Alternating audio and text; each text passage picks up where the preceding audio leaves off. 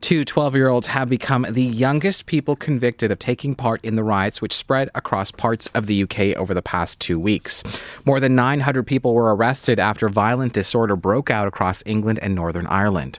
The riots began after rumours circulated online that the suspect in a mass stabbing near Liverpool was an asylum seeker.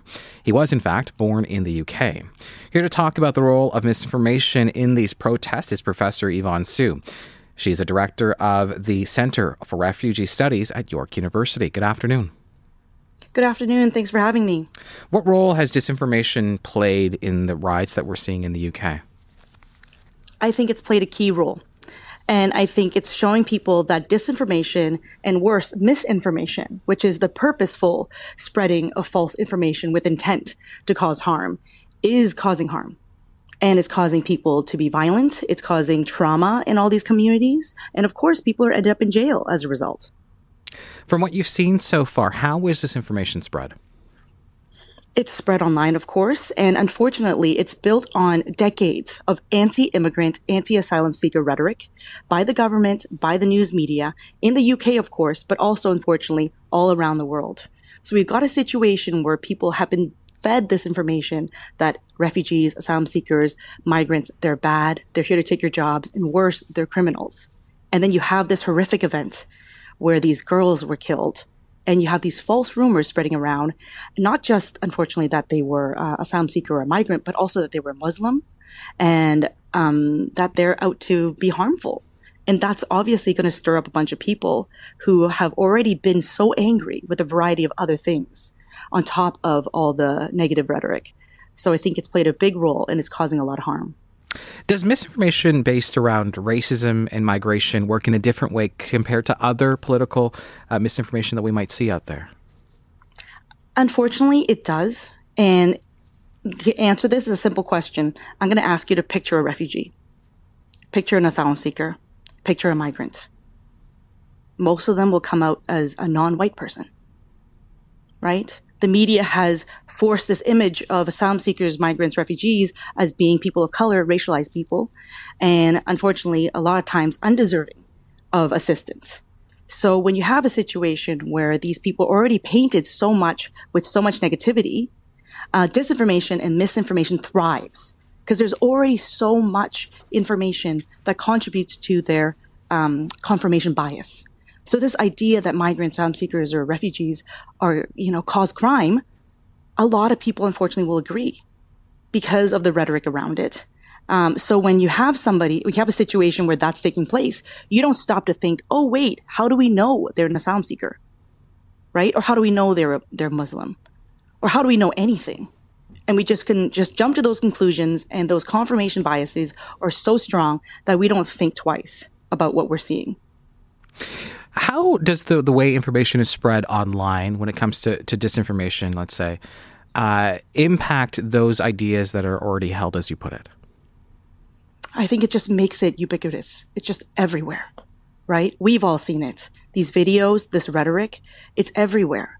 And it makes it really hard for people to see what's real and see what's false. But also there is a generational aspect of this. So a lot of people have talked about how these right-wing, but also general rioters, they're often middle-aged or older. Yes, you've talked about a 12-year-old two 12-year-olds been arrested, and that's horrible that it's been influenced all the way down there. But most of the time, these generations or these age groups are less literate when it comes to social media, when it comes to critical thinking, and it comes to figuring out what is fake news, what's disinformation, and what's misinformation. So that's what's happening. You see all these videos. You don't have a populace that has the understanding of how do we figure out what's real and what's not.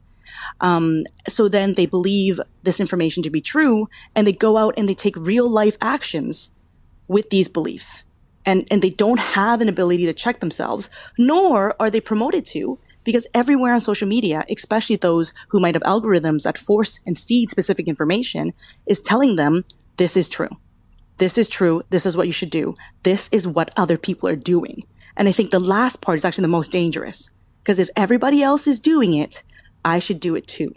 And we heard this in testimony from some of the people that said they participated. They said, what's wrong with it? Everybody else is doing it. And I think that's the harmful part of social media. Tell me about the fact that Some of these people were found filming themselves, streaming it live. What does that indicate to you? I think it shows that people are now brazen. They're brazen about their hatred. And I think that tells us the poor state of our politics, in which people can feel so righteous and okay to film this violence and this hatred and broadcast it and actually use it to elevate themselves socially. That being hateful, being xenophobic, being violent now comes with social credit. And I think that's a very scary thing for us to have reached in our society. And I would say it's not just in the UK. We see this in other places, and we need to do something. Perhaps the companies, the social media companies, or the news or politicians. This can't continue like this. We can't have people brazenly posting online this violence in which they're enacting and not being afraid of it at all. I mean, you are the director of the Center for Refugee Studies at York University. When it comes to the I guess, refugees in these countries, in these spaces, seeing these headlines, what's the impact that they're feeling and hearing on this? They're frightened, right? They're frightened. Refugees, asylum seekers, are people who are fleeing, right, persecution in their home countries. And whether or not they do have a well-founded fear, countries will decide, right? Every country has their own ability to determine whether someone is an asylum seeker, is a refugee. And those systems are often very rigorous. There's disinformation and misinformation about that. But in Canada, right, the number of false claims are very low. We know that. Yet the disinformation and misinformation would have you believe that there are lots of bogus refugees. So building on top of that, I think a lot of people feel like they're really targeted and they feel like these countries are not safe.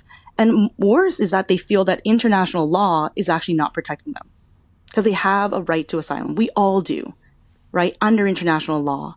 And now that is actually being used to target somebody and say they deserve violence.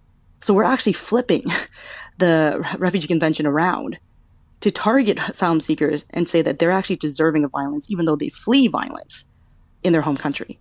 That's really messed up. Yvonne, I appreciate your thoughts on this. Thank you so much.